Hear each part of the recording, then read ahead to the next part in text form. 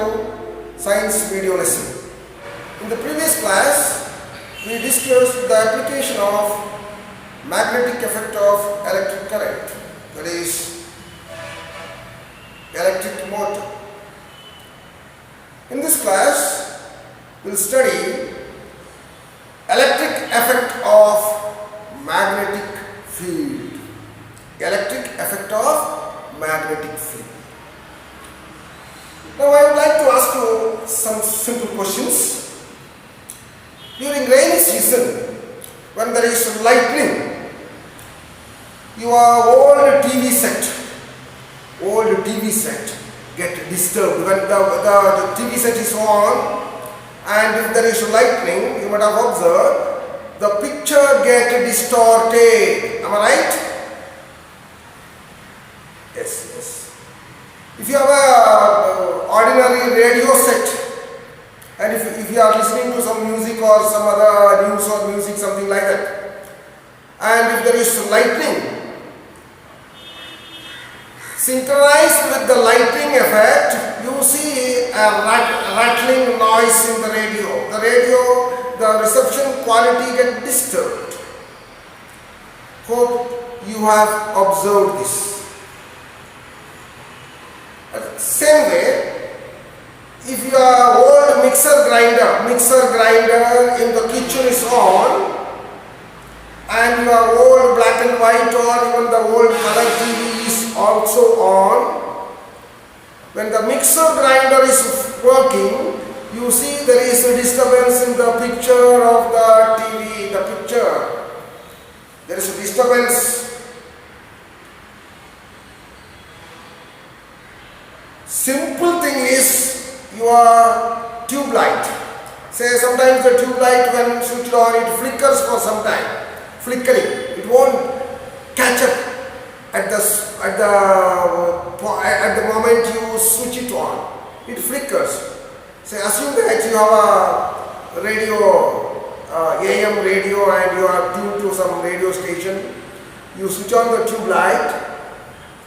As the tube light flickers, your radio gets disturbed. I would like to ask you, what is the reason for all these disturbance caused?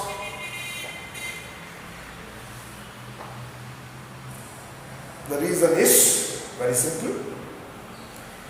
When there is lightning, it is discharge of electric current, electricity through gases.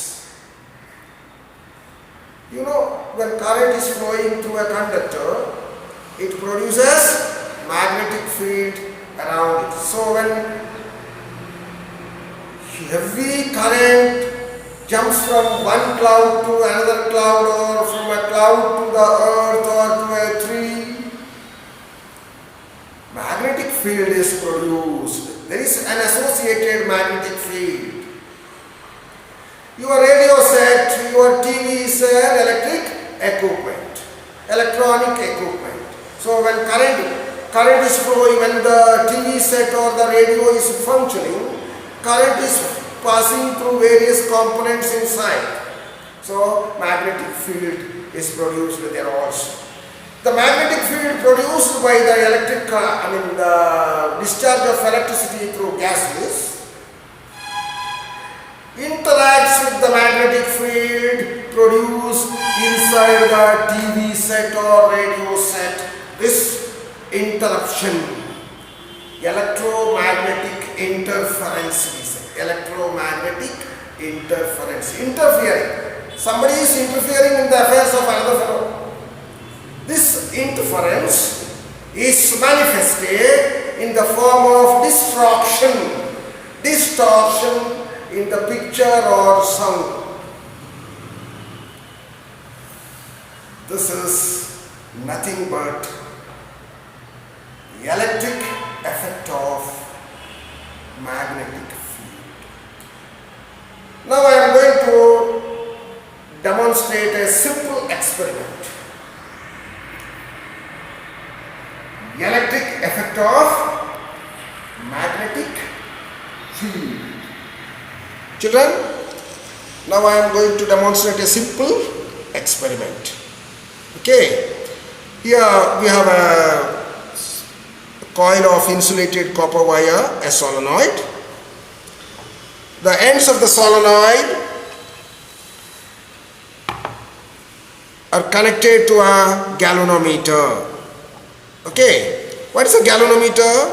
It's a device which detects the presence of electric current. So galvanometer is a device which detects the presence of electric current. Okay, so the ends of the coil are connected to the terminals of a galvanometer, and I have a bar magnet.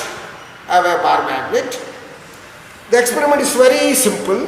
I am going to introduce the north pole of the bar magnet into the solenoid, and you observe the galvanometer. Don't see what I am doing, you just see the galvanometer. Oh, the galvanometer deflected towards my left. Now the magnet is inside in solenoid. Now the galvanometer doesn't show any deflection. The needle is stationary. Now I withdraw the magnetic pole from the solenoid at once, you see. Yes, the galvanometer deflected in the opposite direction, that is towards my right.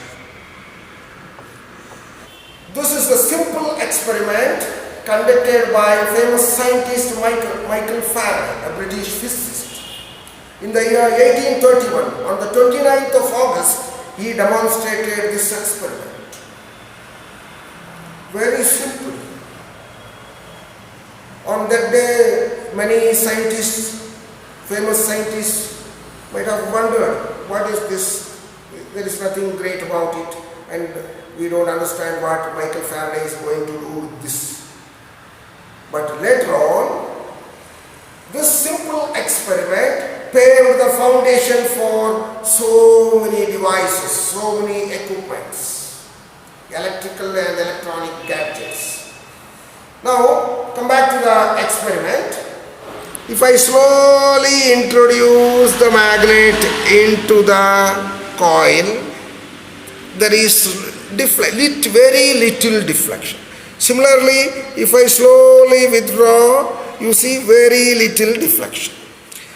If I introduce it at once quickly, the deflection is more. Similarly, if I withdraw quickly, the deflection is more. So Michael Faraday repeated the experiment.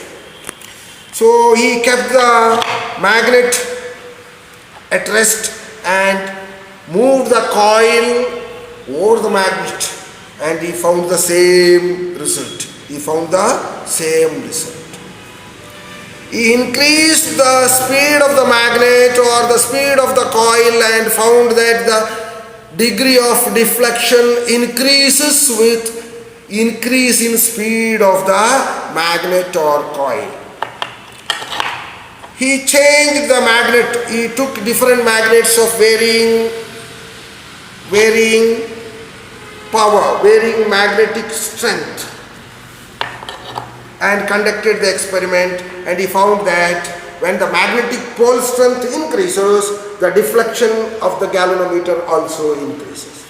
He increased the solenoids having different number of turns, and he conducted the experiment and found that as the number of turns in the solenoid increases, the deflection in the galvanometer also increases.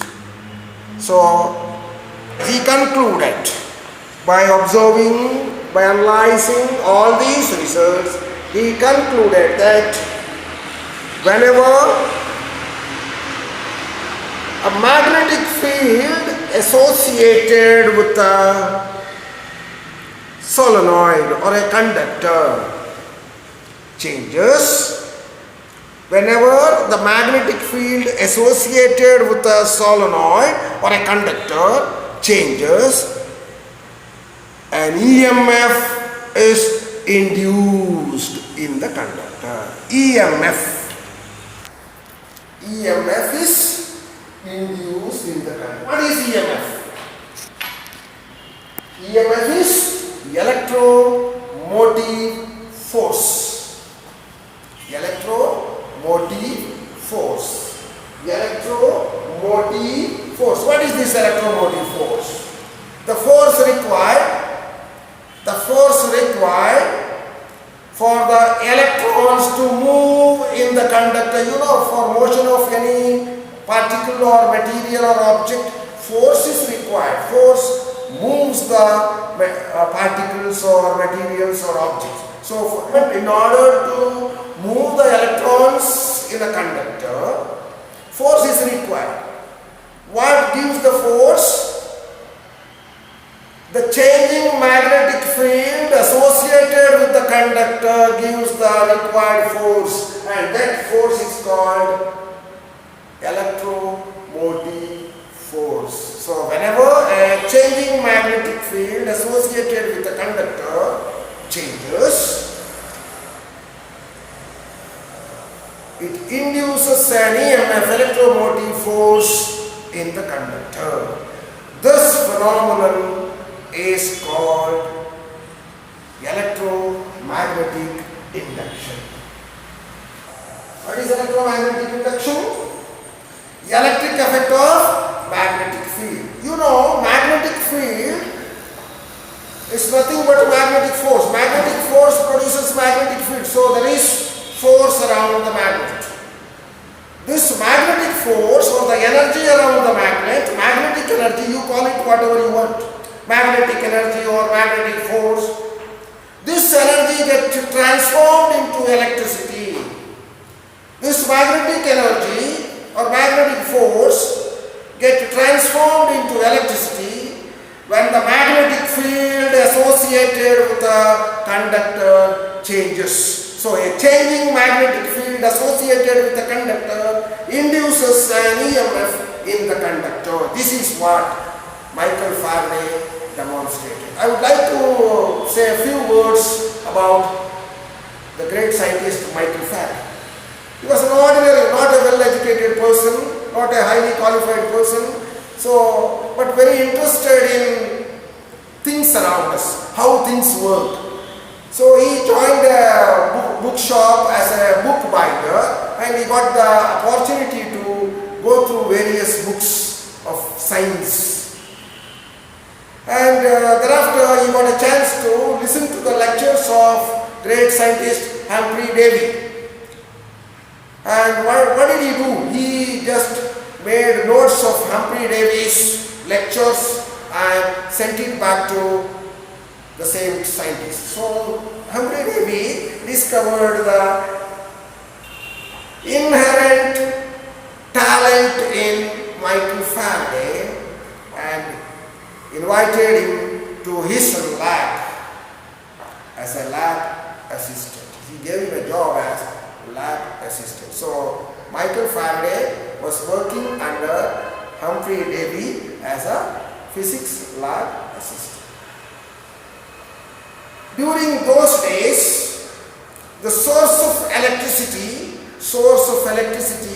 was only chemical energy, transforming chemical energy into electrical energy. That is storage cells like Leclanché cell, Daniell cell, voltaic cell, cells. You are familiar with cells. Lead accumulator, even dry cell. There is alkaline cell. Only cells. Conversion of chemical energy into electrical energy. So scientists all over the world were very much worried about how to produce electricity making use of magnetism, magnetic field. Because scientists knew that electric field can produce magnetic field. Scientists knew that electric field can produce magnetic. Why not the reverse? Why not magnetic field produce electricity? They tried and could not succeed. So Michael Faraday thought in a different way. See, electric field in a conductor, electricity, electric current in a conductor, he assumed it to be a changing electric field. Current flow of charges in a conductor can be assumed to be a changing electric field from one end to the other. If the charges move from one end to the other, that means electric field in the or around the conductor keep changing. That was the change, that was the way Michael Faraday analyzed. If a changing electric field can produce changing magnetic field, then Faraday put it in the reverse order. A changing magnetic field must be able to induce a changing electric field. It's only a simple change in the thinking. This change in the thinking made him to do this experiment. A changing magnetic field associated with the conductor induces an EMF. This EMF is also keep changing.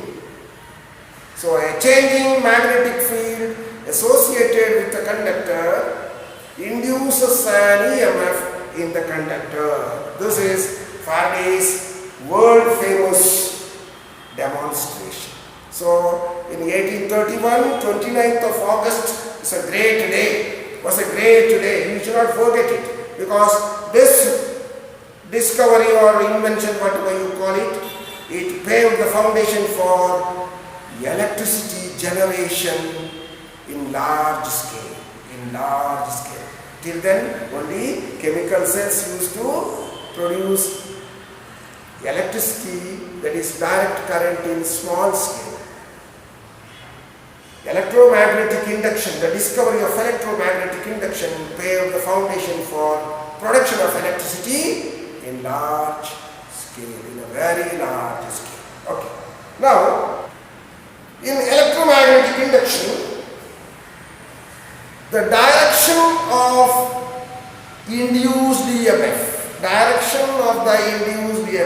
here in the galvanometer you saw that the deflection of the galvanometer needle, the pointer, depends on the direction in which the magnet is moving, inside or outside, isn't it? So the direction of the induced EMF depends on the direction of the magnetic field. So how to find the direction of the induced EMF without a galvanometer?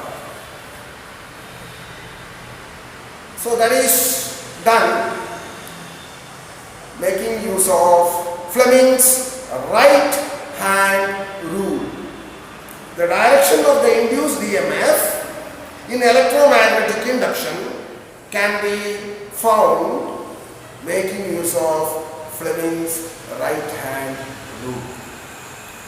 You know, in the previous class we discussed the left hand rule, that is called rotor rule. This right hand rule is also called dynamo rule. So if you arrange your thumb, forefinger and middle finger of the right hand mutually perpendicular to each other, such that the thumb shows the direction of motion of the conductor, Okay. The forefinger shows the direction of the magnetic field. Then the middle finger shows the direction of the induced EMF. Just opposite to left hand. So how to state right hand rule?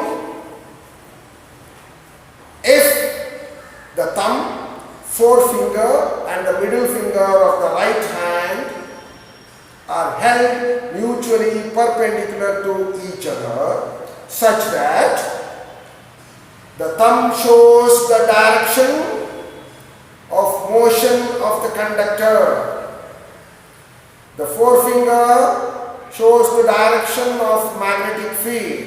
Then the middle finger shows the direction of induced EMF. Induced EMF. So, making use of Fleming's right hand rule, you can find the direction in which the induced EMF flows in the conductor. Okay. So that point is clear. I hope I made the point very clear. What is electromagnetic induction and what is Fleming's right hand rule? See, electromagnetic induction has varied applications. Say for example, the recent innovation in the field of electronics. You might have heard of wireless charging in mobile phone. Wireless charging.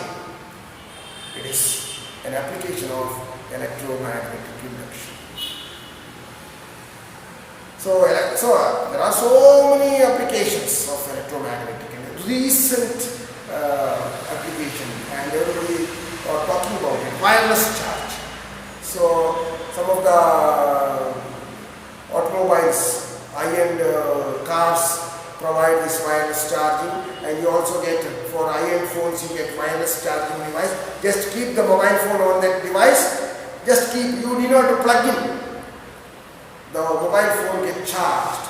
Wonderful application of electromagnetic induction. Now we will study or discuss one of the important application of electromagnetic induction, that is dynamo or generator. What is a dynamo or a generator? A dynamo or a generator is a device which transforms mechanical energy into electrical energy by electromagnetic energy. Very simple. A dynamo is a device which transforms mechanical energy into electrical energy by electromagnetic induction. Okay, a dynamo which produces direct current. That means the current produced, if it flows in a unidirectional, then it is called DC dynamo. DC dynamo. The current flows in unique direction, only one direction. So then it is called DC dynamo. If the induced current or the current produced by the dynamo flows in two opposite directions, then it is called alternating dynamo, AC dynamo. In the previous demonstration, you would have seen when the magnet is introduced into the coil, the galvanometer deflects towards left. When the magnetic pole is withdrawn, the galvanometer deflects towards right. It shows two opposite directions, two directions. The current, induced current is flowing in two directions which are opposite to each other. So that simple experiment wherein a magnet is introduced and withdrawn in a solenoid, it produces alternating current. Alternating current, AC. Alternating current is nothing but AC. AC is nothing but alternating current. So now in this class, now we are going to learn about AC dynamo. AC dynamo. The simple schematic diagram of a AC dynamo is as given on the board. In a simple dynamo, a rectangular coil of insulated copper wire ABCD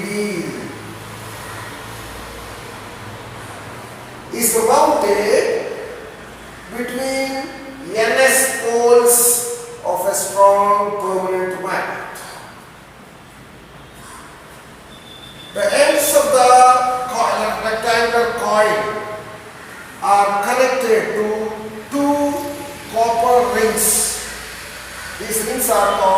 slip rings. The whole rings, they are called slip rings.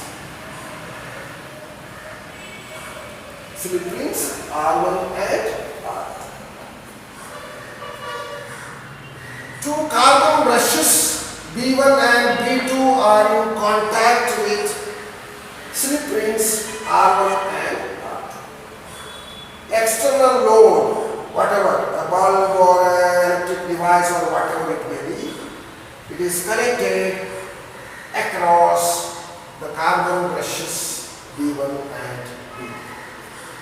This is the simple constructional aspect of a AC dynamo. Okay. Now come back. Now you know what is a dynamo? Dynamo is a device which converts mechanical energy. Mechanical energy. So by making use of my muscle power, I rotate this copper rectangular coil, armature. What is the armature? The coil of rectangular coil of insulated copper wire along with the rings R1 and R2 is called armature. So I rotate, there is an axle, okay, axle at the center of the armature, that is not, it is represented by the dotted line. I rotate the armature, say in this direction, First half, it makes 180 degrees. So A, B, C, D, this CD goes up, A, B comes down. So the coil makes 180 degree rotation, first half cycle. As per Fleming's right hand rule, see, look here. So we can make use of the right hand rule here. Right hand rule. Magnetic field downward. I am moving it this way. That is mechanical force or motion of the conductor. The induced EMF flows in this direction on this arm AB. At the same time, on the arm CD, it will be flowing in the other direction. Understand? So current flows along BA, DC, in this direction. Or else we can say DC, BA direction. So current in the coil flows in the direction DC, BA. And in the external and through the ring R1,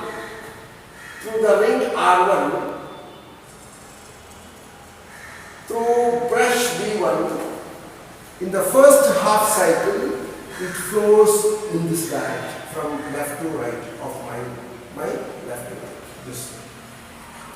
So here I have not shown the direction. Okay. So the induced current comes this way, flows back through ring R2. The cycle is complete. Now D is up. Okay, I will write it here. First half cycle is over. So this is DC, DA. Now we are in the second half cycle. Now here this changes now. Now look here, this end comes down. The ring also rotates now. So here also you have to make change.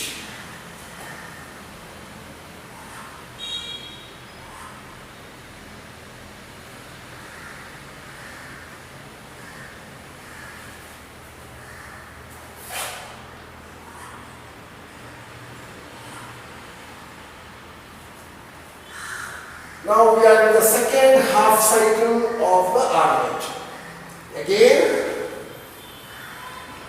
as per Fleming's right hand rule, the induced EMF in the armature coil flows in this direction, A, B, C, D.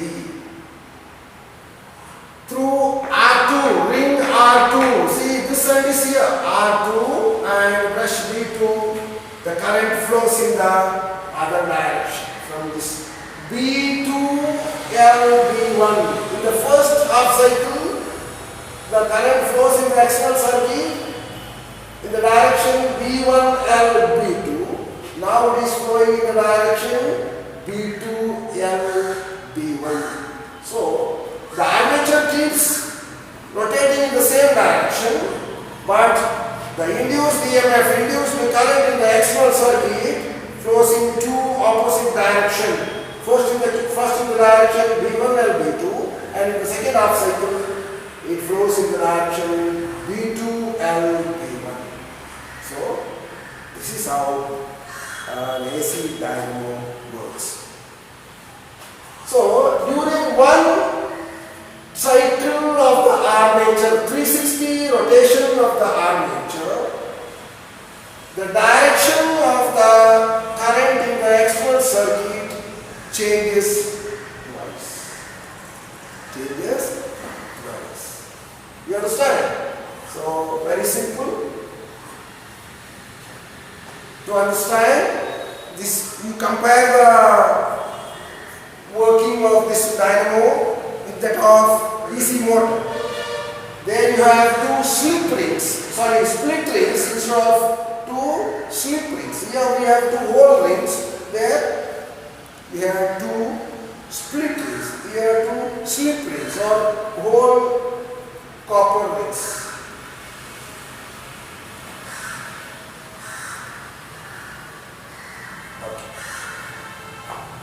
Then instead of battery, here in the motor we connect a source of EMF. A battery is connected here instead of load, because dynamo is a device which produces electricity. So you need not connect any battery here. You need not connect any battery. So children, you may be asked to draw the diagram and label the parts of motor or dynamo in the examination. So keep in mind, motor is a device which makes use of electric current and transform it into mechanical force. So battery is connected. In the case of a dynamo, mechanical force is mechanical energy is converted into electrical energy. So no battery. It's the mistake children most of the time make. So no battery is connected, instead no load. A bulb or a bulb is connected. Bulb is an example for external load. Okay, so this is the construction and working details of AC dynamo. Now, what I explained with the diagram, I am going to demonstrate it now. Okay, so this is a model of AC dynamo. Here inside, you can see two magnetic poles. One pole is here and the other pole is here. Okay. And inside you can see a coil of insulated copper wire making a rotation. Okay, that is the insulated copper. The ends of the copper wire are connected to two rings. Copper rings. This is one ring, this is the other ring. So there are two rings and two brushes. One brush is connected to this ring, another brush is connected to this ring. Instead of carbon brush, we have brass strip. Okay, that's all. Now, here you have a bulb. A bulb is connected. The ends of the brushes are connected to the bulb here. So these are the connecting leads. Okay. So now I rotate the armature coil. This is the armature coil. Okay. See, I am rotating it slowly. The bulb is not glowing. Okay. That means the EMF induced is not sufficient to drive the LED. I will increase the speed. Now you can see the bulb is glowing. Induced EMF is proportional to the rate of change of magnetic field associated with the conductor. Okay, that's all. What are the applications of this AC dynamo? That is the main thing. Can anyone tell me the applications of AC dynamo? Not this one, commercially available dynamo. What is the use? Okay. Yes, you are right. In the case of power failure, power cuts, we can make use of the dynamo and generate electricity to light up our bulbs and tubes and run our TV, fan, etc. Okay. So dynamo is a device which generates electricity. From where do you get the electricity? Electricity board. Electricity board. We have Chescom in Mysore. In Bangalore, you have Bescom and so many coms. They supply electricity. 3. From where do they get electricity? From heaven? No. We generate electricity making use of natural sources of energy. Natural sources of energy. Say for example, hydro energy. The energy of flowing water can be converted into electricity using huge generators. If you go to any electricity generation center, nearby we have Shimsha, Idle Power Project, and one more is there that is called Bluff. So these two are electricity, idle electricity projects across the river Kaveri. So river Kaveri, the flowing waters of river Kaveri is made use to generate electricity. If you go there, you can see huge generators, huge in the sense it's quite big, that produce the energy of flowing waterfall from a height of say about 50 or 100 meters, water flows, jumps down. That energy is made use. That is mechanical energy. Kinetic energy of flowing water is nothing but a form of mechanical energy that is converted into electricity. Another thing, we have RTPS, Raichur Thermal Power Station, where thermal energy is converted into electrical energy. So thermal energy, how do you get thermal energy? By burning coal, or say for example by burning diesel fuel or some other petroleum product. Thermal energy is produced. That thermal energy is used to run turbines directly. Thermal energy is used to run turbines. The turbines connected to huge generators convert the mechanical energy into electrical energy. There are various means to generate electricity making use of huge generators. So, huge generators generate alternating current. From the generating station, it is transmitted to distribution center. From the distribution center, we get the electricity for industrial, for domestic and commercial purposes. Hope you understood.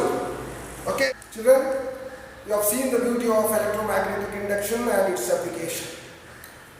Now, keep in mind, we should not forget the great scientist Michael Faraday, because the invention of electromagnetic induction wave helped to devise the electric dynamo. And because of the dynamo, we have the electricity all over. Isn't it? So, people's invention or discovery made by Michael Faraday is really great. Even though the demonstration, the experiment was simple, it was great discovery or invention, we can say. So keep Michael Faraday in your mind, because if there is no electricity, then you understand. If there is power cut, then the whole life comes to a standstill, isn't it? children, parents, business people, technocrats, everybody start cursing the electricity department. So you understand the importance of electricity, and Michael Faraday is the person who showed us the way to develop dynamo, device dynamo. Okay. Now, the remaining part of this lesson will be given in the next class. Now, I'll give you a simple homework. Children, I've given you 3 questions, simple questions. Okay. First one, define electromagnetic induction. You know it.